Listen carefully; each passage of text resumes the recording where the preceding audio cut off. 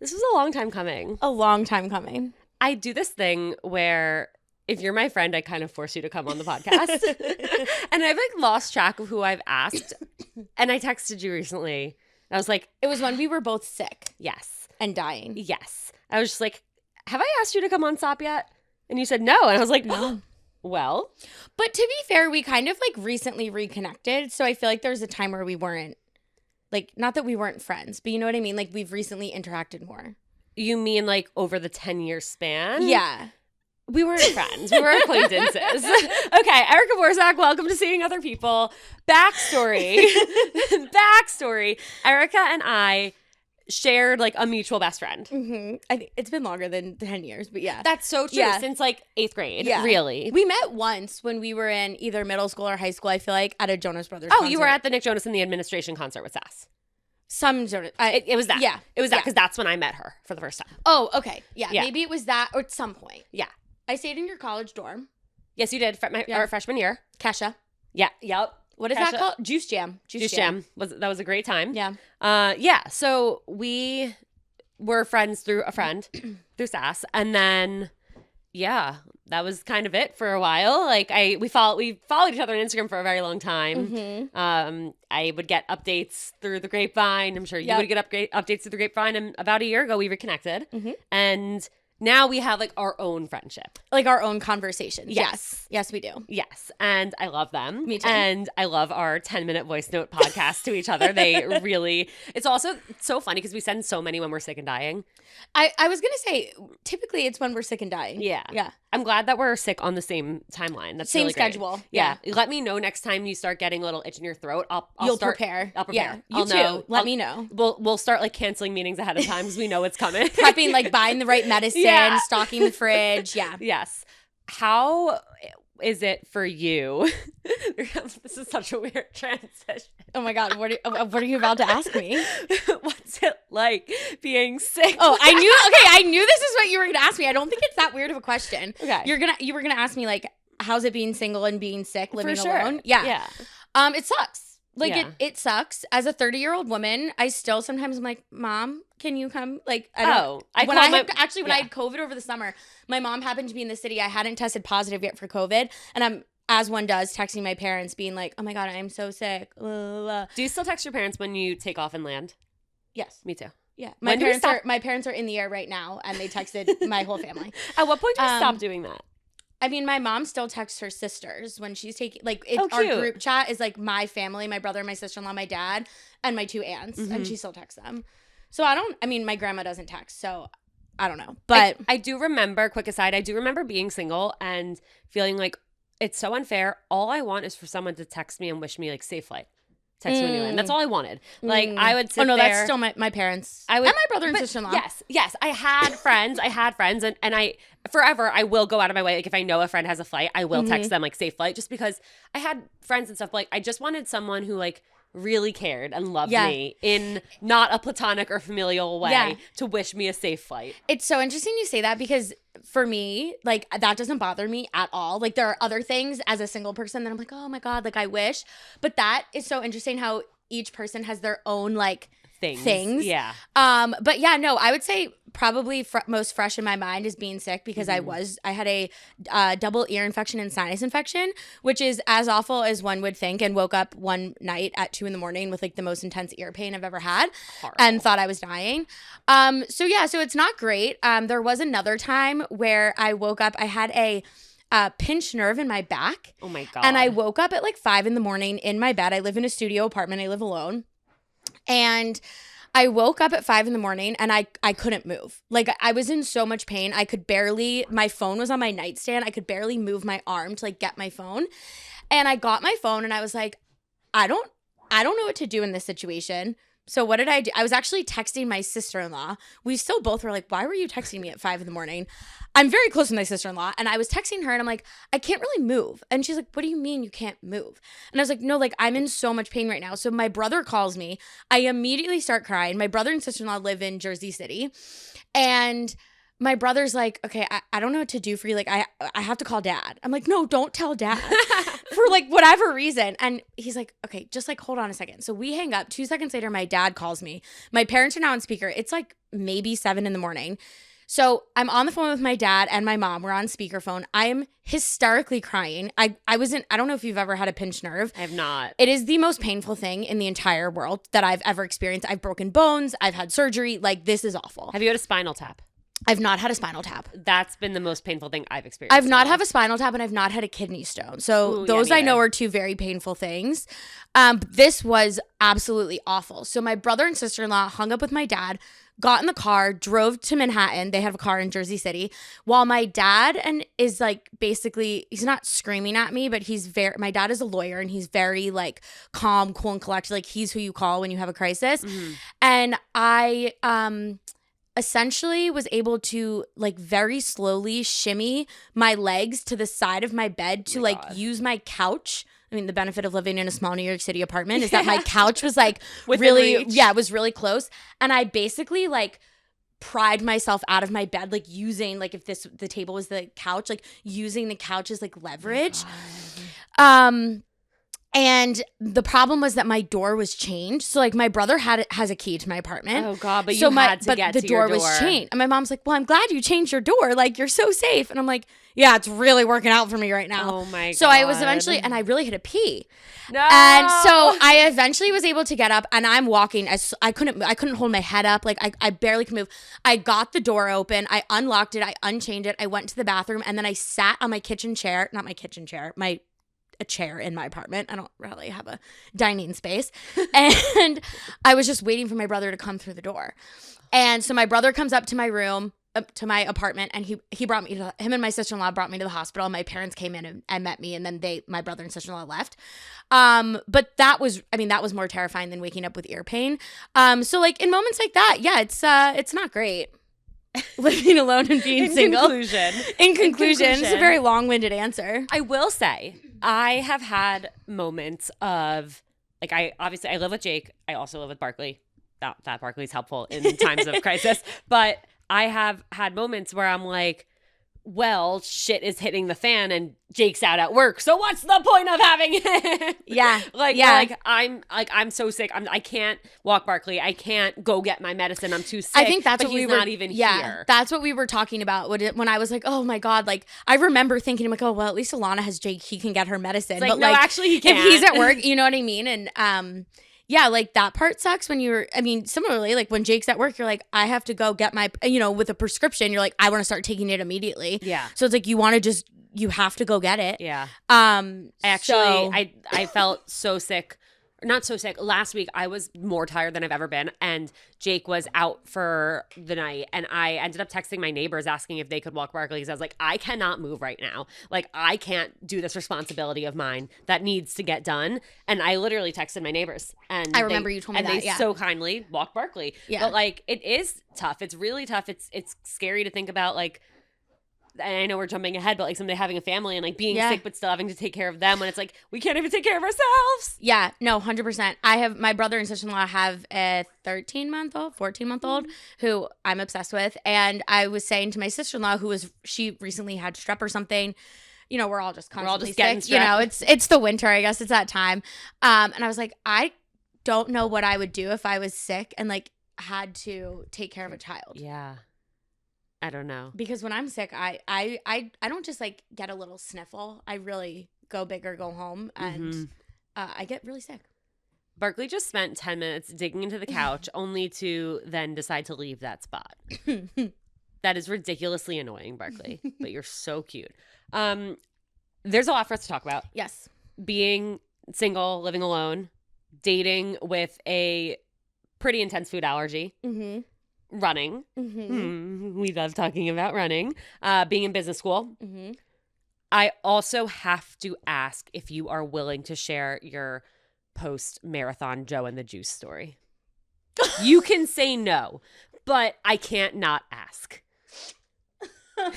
Think about it. I'm going to think about it. Maybe like depending on how the conversation goes, like maybe at the end. Okay. That'll be a story. I mean, it is a really good story. It's a wild story. Yeah. It's one for the books. Think about it. No pressure. Okay. What I forgot I told you that, actually. What has been going on in your dating life as of recent? Yeah, as of recent, I've deleted Hinge, which is the only dating app I was on. Why? So basically my job, so I'm in business school and I work full time. So I go to business school at night. My job is closed from Christmas to New Year's, and then I was going on vacation with my family the first couple of days in the new year. And then I was back for like 2 days, and then I went to Paris and London for school.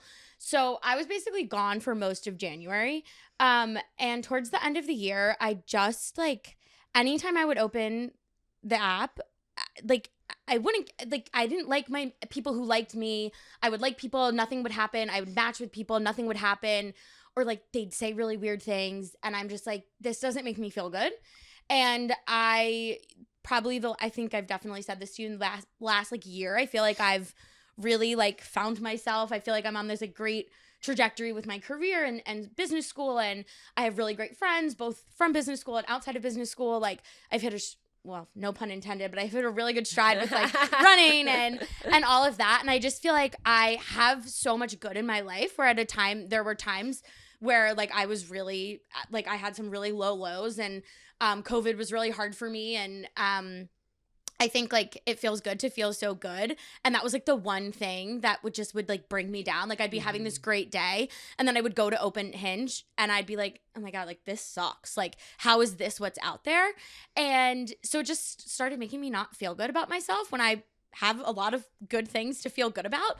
So I just decided to like delete it. And I think also right now, I mean, I'm taking 3 classes in school, which is a lot of work, which sounds really dumb, but it is a lot of work. That doesn't sound dumb. Like it sounds dumb that I'm saying like, yeah, of course it's a lot of work. Like it's 3 classes. It's 3 classes in like a really prestigious program. Yes, like it's a lot normally on top of working. Working. Yeah. And normally I take 2 classes. So like that's why I'm saying 3. I'm like, oh yeah, of course that's a lot of work. I don't know how you're here.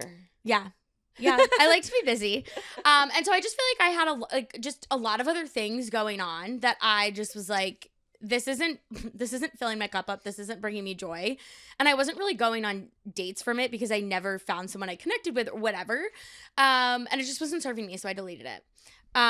Which I want to applaud you for that, because I think that's so smart. Like so many people, whether it's with Hinge or any other dating app or any social media, anything in their life, like when it brings us down or interrupts a good day or makes us feel less than or shitty, like people's gut reaction isn't, oh, I should remove this from my life. It's like, oh, well, I'm just going to keep trying until it works for me in a better way. Or, okay, like this isn't fun, but oh well. Right. I mean, like the definition isn't the saying like the definition of insanity is like doing the same thing over and over again and expecting different results. So like, I mean, on the one hand, I'm like, okay, well, like my person, even though I kind of hate that phrase, but whatever, like is not just gonna like walk up to me on the street and tap me on the shoulder and be like, hi. So like you do have to be proactive about it, but I don't know. I know I'll be back. Like, why do you hate that phrase?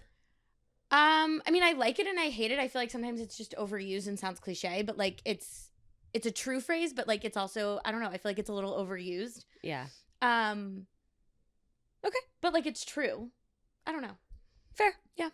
In a way, I feel like it explains like a factual thing. Like, yes, you are looking for your person. Correct. But the weight that the phrase itself holds, and it's the like, pressure. And the pressure, it's like, well, where are, like, give me the binoculars. Okay, I still don't see them. Like, why aren't they finding me? It almost makes you question, like, okay, well, if I haven't found them, like, is it because of me? Is it because of them? Like, what am I doing wrong? There's so much behind it. Yes. Yeah. I understand that. So, like, on the one hand, I'm like, okay, well, I need to be doing things to meet someone. Like, I'm sure we're going to talk about egg freezing. Like, I do want to have children one day. Like, I'm not getting any younger. Like, so, you know, I do want to meet someone. But I just got sick of, like, being brought down by an app. Yeah. So, I think, again, I just have so much other stuff going on right now that it's certainly, like, a priority of mine. But I'm also just, like, you have a lot going on right now, seasons of life. Like, I know at some point I'm sure I will be back on the dating apps, but for now it just wasn't my cup of tea.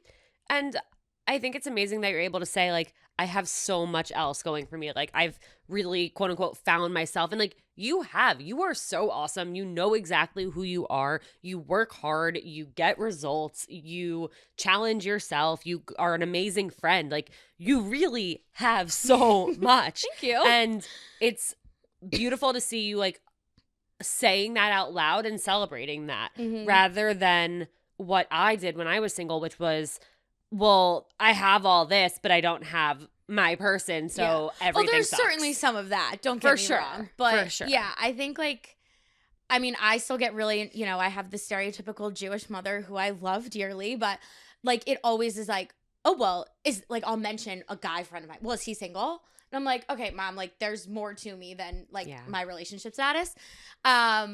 So I think I've become very comfortable with that and get very annoyed at her when she says things like that. But, you know, typical. It's out of love.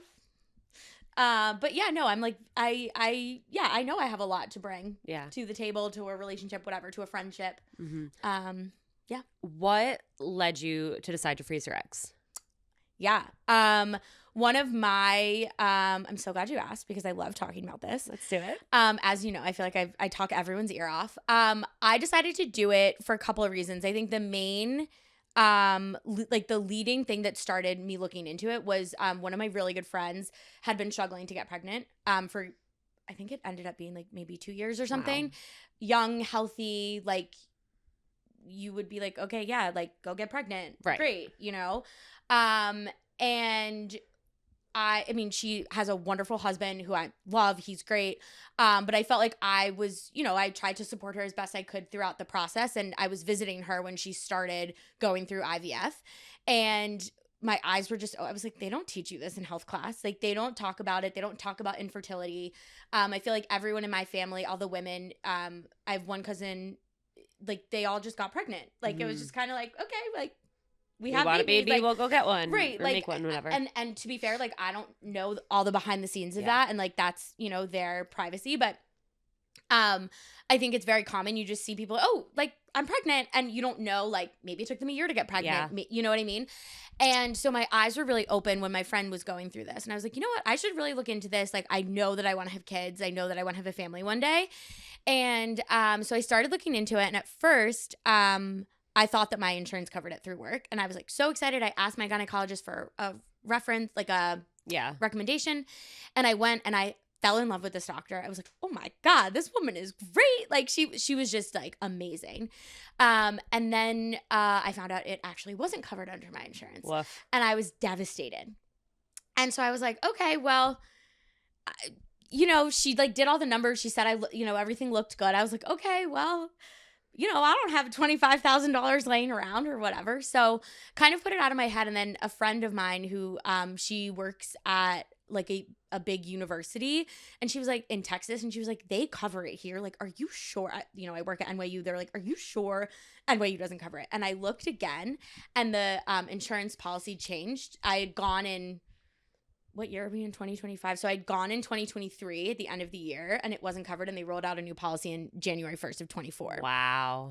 So then very, very fortunately, like, I don't think this is the norm, although I think it is becoming more common. They covered 100% of it. I paid 41 cents, and I did 2 cycles. So that was also like, I wanted to do it, but then there was the barrier of the cost. And as soon as I realized that wasn't actually a barrier, I was like, there's no reason for That's me incredible. Not to do this. Yeah, it was. I'm like really lucky, and I have to say, like, the clinic and the like insurance benefit provider, everyone was like just like so amazing and so supportive throughout the whole thing. It's so unfortunate how inaccessible it is to so many people who need it. Yeah, and it makes it, I don't want to say it like makes it a no-brainer if you have, if it's covered, but in like, my opinion it is, but it's not as simple as that, but yes. Right. If it's covered, I think every woman should do it. I agree. Like, whether single, whether not, like, you just never know. And sometimes I'm like, oh, like, should I be doing it? But like, it's not covered. Yeah. And I'm like, it's really hard because it's a lot of money. It's a lot of time. It's a lot on your body. It's a lot on your body. So it's I don't want to say it's a sacrifice by any means, but like, it's a privilege. It's a privilege, and it takes over your life. A lot. Yeah. And I mean, I had So I posted about it on social media, not that I have any sort of like platform, but I figured like in so many conversations I was having outside of social media, everyone I talked to, they were like, oh, my sister did it, or oh, I did it, or oh my God. Everyone had a story or someone that they knew. And I just decided, I was like, this is so annoying that like, and I just found I had so many questions. And like, fortunately, I had friends that had gone through IVF before. And so it was really easy for me to ask them. So I was like, you know what? I'm going to like make this video. Like I'll post it on my Instagram page, whatever. And I talked to people who I hadn't talked to in 10 years. They were like, I'm 35. I was thinking about doing this, but I don't even know where to start. Like, can we talk on the phone? And I had a 45-minute conversation with someone. Amazing. I had several friends that ended up actually using my clinic to freeze their eggs after, Wow. which was really cool. And so I think just, again, I was kind of like, if I help one person decide to freeze their eggs, like, great. Yeah.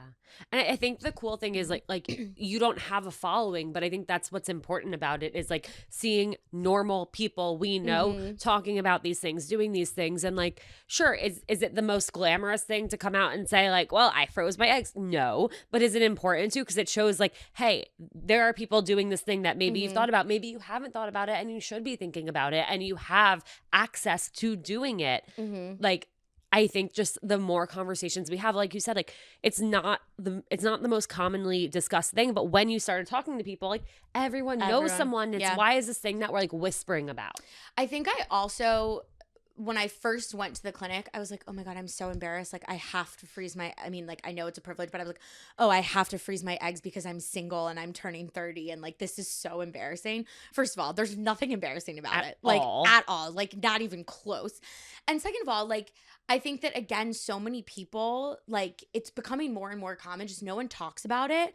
And, I can't imagine. I was talking to some of my friends that went through it while they were actively, like, wanting to be pregnant and trying to get pregnant.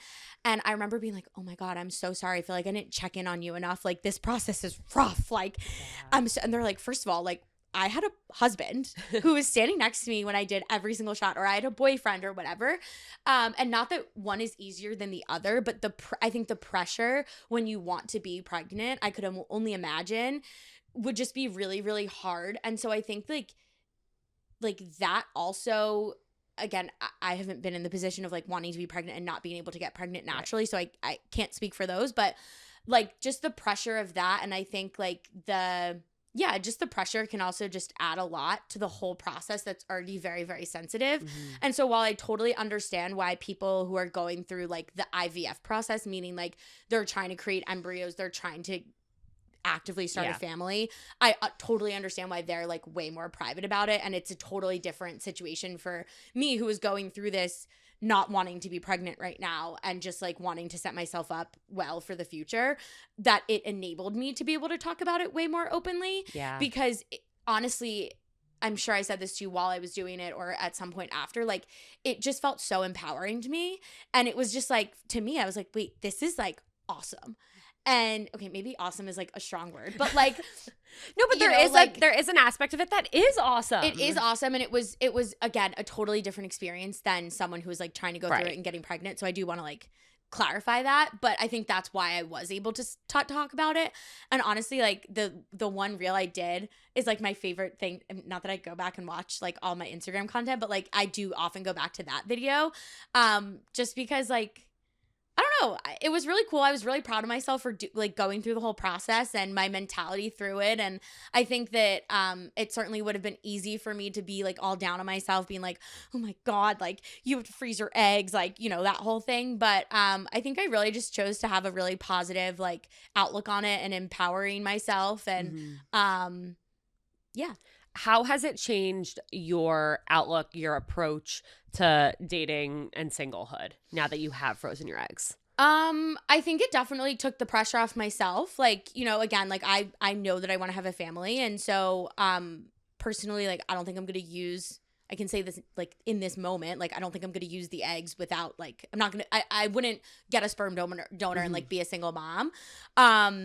So I think it's taken the pressure off. I think it's definitely taking the pressure off. And I just feel like I'm set up really well, because whether or not I have to use the eggs, like if I'm able to get pregnant naturally, like that's kind of the goal. Right. But if I'm not, I'm like, okay, great. I have well, I'm not going to say the number of eggs that I have, but I have eggs frozen. And, you know, when the time comes, if I need to use them, it's already like the egg freezing process is the first step of IVF. So it's, again, if I have to resort to IVF, it already cuts down on the time a little bit, not like a ton, but like it cuts down on it. So I feel like that's a nice security blanket, if I could call it that. Have you gone on any dates or been dating anybody where you've communicated to them or it's come up that you have frozen your eggs? No, but I did go on several dates while I was freezing my eggs, which, so I did 2 cycles, and the first cycle, I think I went on like maybe 2 dates throughout the process. And, you know, when you freeze your eggs, your body really changes. I think the date I went on was like maybe like day like 2 or 3 or something. And the first cycle, I remember like in between the shots, like all you're thinking about is the next shot, because like, I mean, like, I don't do injections every day on myself, you know, so it was a very new thing. And so it was always something like, oh my God, you have to give yourself another shot in 6 hours or whatever. And so I was going on this date, and I remember like none of my pants fit me in like a comfortable way. And it was too cold to wear like a flowy, you know, dress. And, you know, I always, you know, I mean, in general, I like to be comfortable, but like, especially on a date, like whatever. So I distinctly remember on my like lunch break from work, I like ran to like Abercrombie to get like new jeans or whatever. But no, I've not gotten to that point on a, like I wouldn't talk, if it came up, I'm clearly very open about talking about it. If it came up on a first couple of dates, like I would talk about it, but I've not communicated it. I mean, a lot of my guy friends know that I've frozen my eggs. And like I actually talked about it openly with my brother. Which that's awesome that you're having conversations with, I mean, brother, one thing, but like with more like guy friends so that they can understand more. Because I think that's one thing that I'd love to hear your take on for any guys listening. Like, what do you think is important for them to know about egg freezing? Oh boy, like so many things. I think first of all, I mentioned like when I was posting about egg freezing, so I was doing like stories every day, and then like I'd post some reels here or there, whatever. I was kind of having fun with it, to be honest. You were having a great time. Like, you know, I made one thing that was like, you know, I put like shots, like the music to like me doing my shots. I thought I was so clever and like so funny. But you know, I actually did get not a lot. That makes it sound weird. Like I did have men, whether that was, I had an old boss reach out who followed me. I had like a bunch of guy friends who were like, thank you for posting this. Like I had no idea this is what the process was like.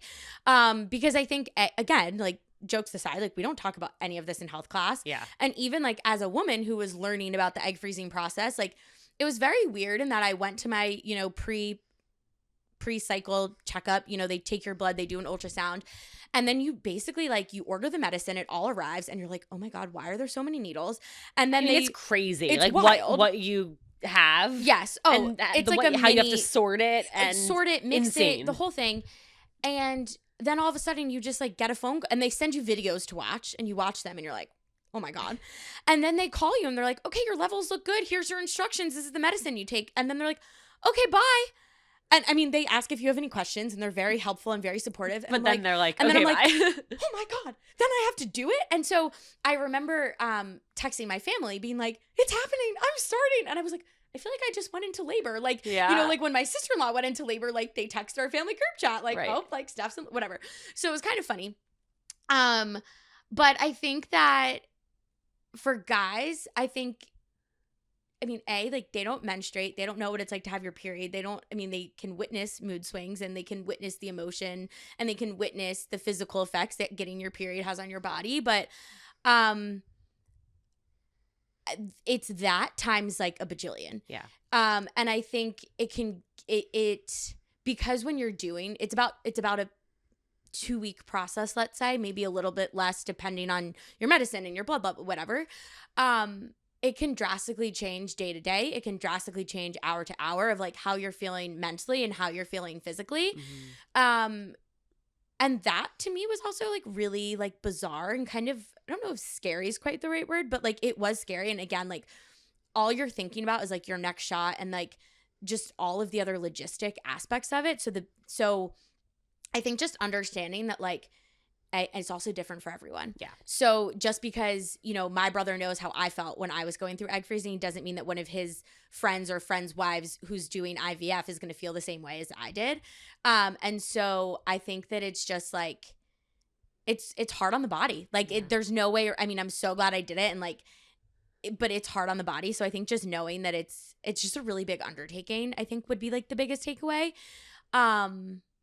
For like men. And it's just, even as a woman who's gotten her period, like it's so foreign, the feeling that you have, and is so different than anything ever experienced. As someone who has not gone through the process, what I think is interesting is like maybe someone might hear on a date that, you know, the person they're on the date with has frozen their eggs, and that might scare them. Oh, yeah. But what I think it should tell you is, oh, this person's intentional and they know what they want. Mm-hmm. And they're preparing for their future.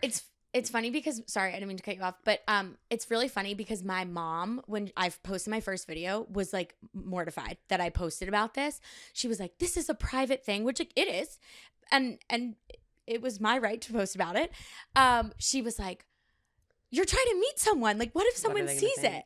And I'm like, okay, well, respectfully, mother, if they see it and they're like, oh, I'm not interested, then like, that's not my person. Mm-hmm. See my person.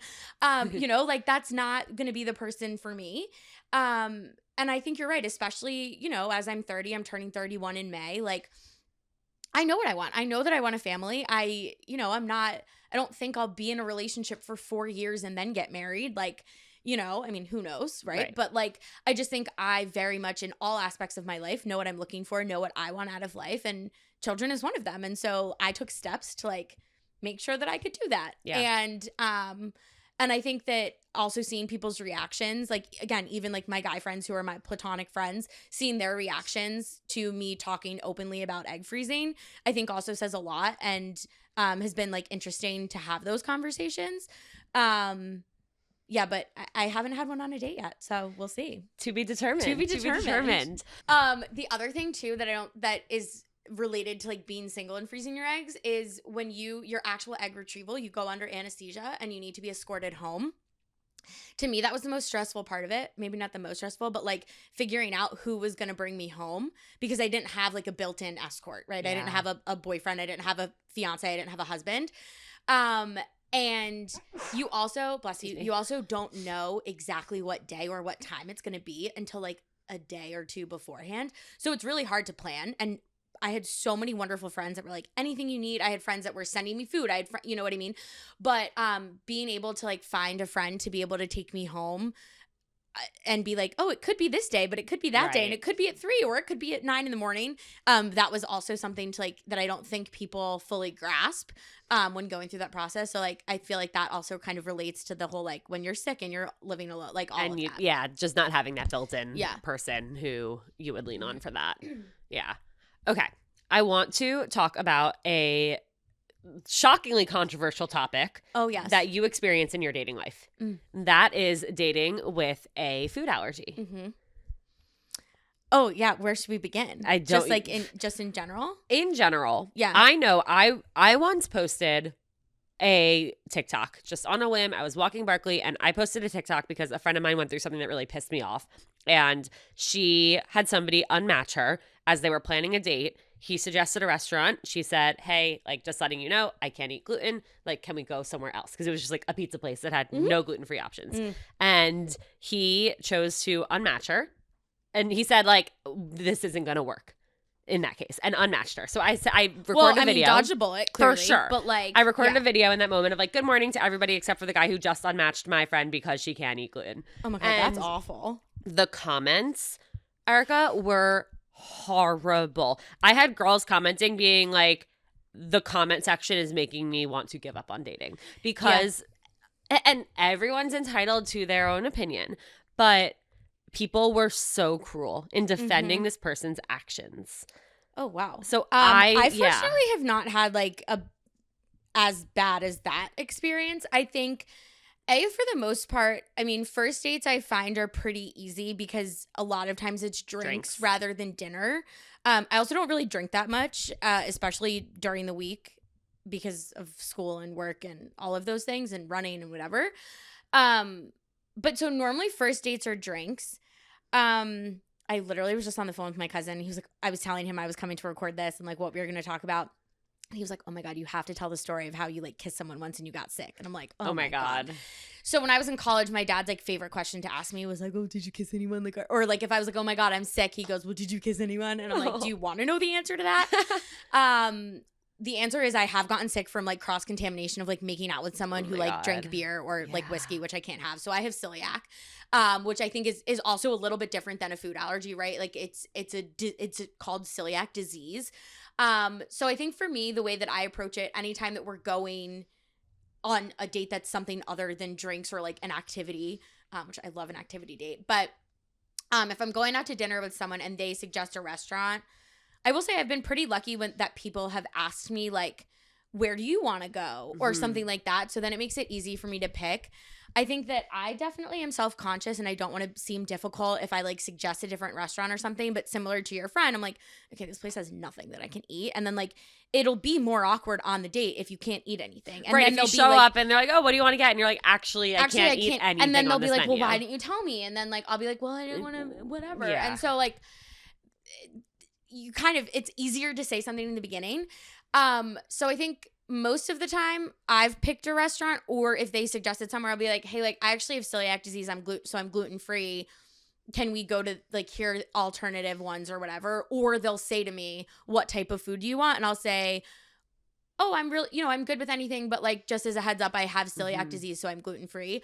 I personally find that it's almost a little easier for me because I can say that I have celiac. I know there are people who are gluten-free or dairy-free for other reasons, whether that be like a doctor told them to, or they just feel better or whatever. Yeah. But yeah, it can be like awkward sometimes. I've had like guys make comments where they're like, oh, well, we can't go to this restaurant because of your condition. And I'm like, that's like a little, I mean, yes, it is a medical condition. It's a pre-existing condition. It's technically like, when you like go and look at jobs, like it's a disability, like it is a disability. But like it was, sometimes guys talk about it in a really weird way. And I'm like, yeah, really it comes off very negative. And yeah. I'm like, there could be like worse things, I think. And so I got diagnosed right before I went to college. And it was really interesting. So you can't drink beer. I don't drink any brown liquor. There's gluten-free beers that, I mean, since I got diagnosed in 2012. So since 2012, it's changed a lot. But in college, I couldn't drink beer. I couldn't drink like the Jungle Juice, like cheap vodka, whatever. And you would think like if a guy at a frat party like offered me a beer and I was like, oh no, thanks, like I'm allergic, that I just told them like I was dying of cancer. And I'm like, it's okay. I have my little Grey Goose vodka bottle. Like, I'm good. Actually, in college, I was a big Bacardi girl, which I can no longer drink any type of rum. But yeah. So I've been like pretty fortunate, but sometimes like I never want to feel like I'm in my head, I'm like, I don't want to be that like annoying girl or like whatever. But the reality is, whether it's dating or any other, I work in fundraising, and so a lot of times we're at events and dinners and I'll be at private dinners, whatever, and it's always more awkward if you don't say something, because then you get there and you can't eat anything, and then they're like, well, why didn't you tell me? I would have like changed the menu or whatever. And like, obviously I'm not going to eat something that I know is going to make me sick.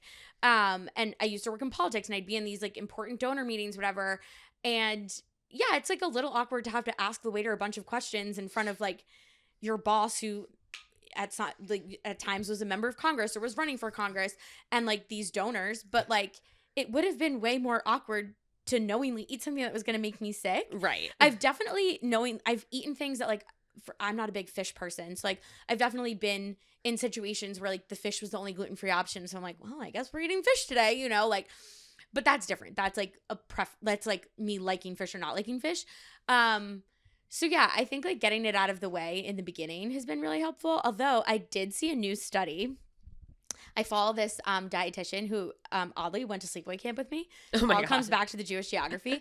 And she is a dietitian that specializes in celiac and other gastro diseases, intolerances, whatever you want to call it.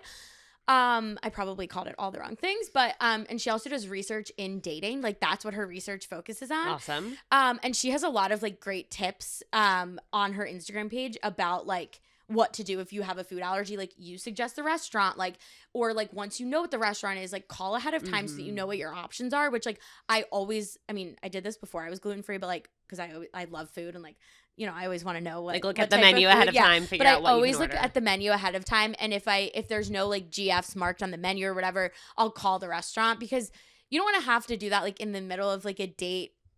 It's just like a little, it's like awkward. Like, I don't know how else to call it. You get used to it, but like at the same time, I was diagnosed in 2012. That was 13 years ago. Yeah, 13 years ago. Like, I still struggle with it daily, and like still like I always have snacks on me. Like, I always have, my friends make fun of me, but then they eat my snacks. Like, they're like, oh, Erica always has beef jerky with her, which like I do.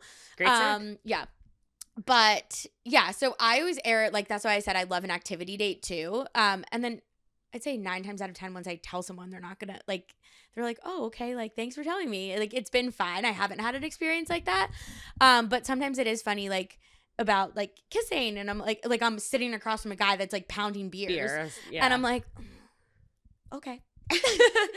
Has anyone tried to like make a move and you're like, I cannot right now? I will be honest. Anytime that they've like made a move and I know what they've been drinking, if I'm into it, I'll still kiss them. And then Suffer the after, consequences. yeah, and then like after the first or second date, then I'll be like, all right, look, like here's the situation. Oh, but this dietitian did actually around Valentine's Day, she like put out this study that I don't know exactly what it is. I should have pulled it up before this, but like it showed that like the transfer of like beer or gluten is like actually pretty minimal. So like you probably are going to be fine. Also, like, I don't go into anaphylactic shock. So I'm like, okay, well, I'm not going to die. And I feel like that also would be really awkward. It could be a fun, A great moment. great meet cute of like, we kissed and then she had to go to the hospital and I took her. Right. I mean, I would never have to go to the hospital. Like, when I get sick, it's just like I'm sick for a couple of days and like it's uncomfortable, but it's fine. So yeah, I just go for it, and then like after a while I'm like, okay, like you can't like eat a sandwich and then kiss me. Like, Yeah. Sorry. But yeah. What would you say to somebody who currently has the belief of like, I can't date somebody with a disease like this or a food allergy because I am a foodie and therefore it would mess up like the way I eat out or the way I like if I were to share a home with this person? So I think so many things. I think one, I think it's a ridiculous excuse. Okay, maybe not ridiculous, but like I think that again, I mentioned how much has changed since I first got diagnosed. Like, when I first got diagnosed, there was like one brand of bread, and it was really hard to eat at restaurants and all of that. Now, I'd say, I mean, you also tell me, but like I'd say like 9 out of 10 restaurants have gluten-free written on their menu. Like, they'll have gluten-free pasta, they'll have gluten-free pizza. I personally, and everyone is really different, and I actually go through like severe anxiety stages with eating out at restaurants and eating food that I didn't cook myself. But I think that the person who has the like celiac disease or a food allergy, like it's on them to like know how to deal with it and know how to adjust to social situations. And like for a partner, I think it's really just being like making sure that there's options when you go out to eat at a restaurant. I think that like in a home, it's pretty easy. Like, for example, a toaster, right? That's a huge place for cross-contamination. Either A, you have 2 toasters, although in my parents' house, they have 2 toasters, and my brother always glutens my toaster. No matter, like, we'll like label David, no, and like he just still, whatever. But they actually make these toaster bags that you put your piece of bread in, and then you put it in the toaster, so it it's protected. It protects it. So there's like plenty of things like that like make it actually very easy to share a space with someone that has celiac. And like when like I lived at home during the pandemic, I was the only gluten-free one. I also think that, I mean, again, I can only speak to gluten, but I think people are like, oh my God, gluten's in everything, which like, yes and no. But like when you're cooking at home, I think a lot of times, like even my family was actually surprised at like how many things didn't really need to be changed. I guess it depends on your diet, but Right. I don't think that that's a reason to be like, oh, I'm not dating this person. I think like it's a different story if you go into anaphylactic shock around peanut butter and someone absolutely loves peanut butter and refuses to not keep peanut butter in the home, which like seems a little ridiculous to me, but like Extreme. that's like a different situation. But I think just like being very communicative about it. And I think if you're looking for ways to support, if you're in a relationship with someone that has celiac or has a food allergy, like the way that I feel the most loved and supported by someone else, whether that's a romantic relationship, romantic partner, like my family, my friends, is when someone says to me, hey, I picked this restaurant. I looked at the gluten-free options. It seems like there's a lot for you to eat, but do you want to just confirm and like make sure? Or if they're having me over to their house and they have a separate bowl of guacamole for me so that no one dips, chips in it that I can't eat and then I can't eat the guacamole. Or when I'm going over to someone's house for dinner and they're like, oh, like we're having mac and cheese, but I made you your own mac and cheese, like something like that. I think to some people, like I always profusely thank people, like my sister-in-law's mom, whatever that makes her to me, anytime I see her, she brings me like 3 different gluten-free desserts, which is like the nicest thing ever. And like is such a small, like to her she's like, yeah, I just went to a gluten-free bakery and bought you a gluten-free cookie. Like, it's really not a big deal. But to me, like, that's really, really nice. Or, like, my mom always has frozen gluten-free bagels. Like, things like that just to, like, make the person that does have the food allergy feel, like, included and, like, supported really, really goes a long way. And, again, everyone's different. That's just, like, my experience. No, but it's nice to be thought of and it's nice to feel, like, included and normal.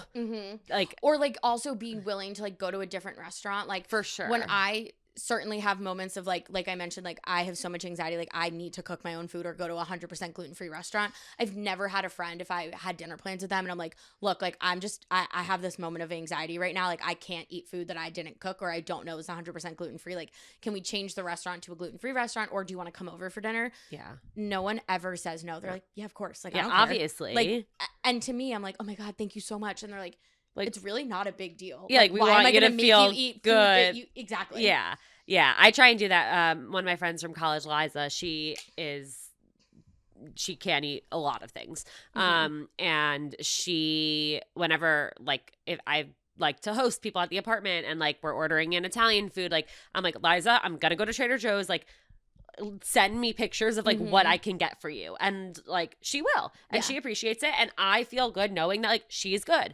I know with my wedding, I obviously the people I'm inviting, I know them really well, so like I know all of the food allergies and things that people can and can't eat, and like who's kosher and who's this and that, and like that was the one thing that like I quadruple confirmed with my venue because I wanted to make sure that like everyone was taken care of and can eat, because I mean, as someone who loves food, like I can't imagine going somewhere and like not being able to eat. Yeah. So, I mean, that's another thing, like weddings or like traveling, like airports are so bad. I always have so many snacks with me. And I think to an extent, again, when I eat out, when I'm not in this like anxiety wave that I'm comfortable eating out at restaurants, I assume that there's going to be cross-contamination. I just am operating under like ignorance is bliss, and like if I don't, I'm just gonna drive myself insane. Yeah. And I have those moments where I do drive myself insane and I can't go out to eat, and like that's fine and I deal with it and whatever. But yeah, I would say like that's like the biggest thing is it means so much to people who like have food restrictions. A little thoughtfulness goes a long way. Yes, absolutely. So now comes the time for me to repose a question from the beginning. Oh no. You can say no. I don't know. I can't. Okay, not today. Not today. Listen, there is so much more that we can talk about. Yeah. We will do this again. Yeah. You have time to continue to decide. It's really just one of like the funnier stories I've heard in a very long time. But all this to say, what do you think is the biggest thing you wish you could change about the dating world right now? Oh God, that's a really good question. I didn't even know I was going to ask it till I was asking it. Love it.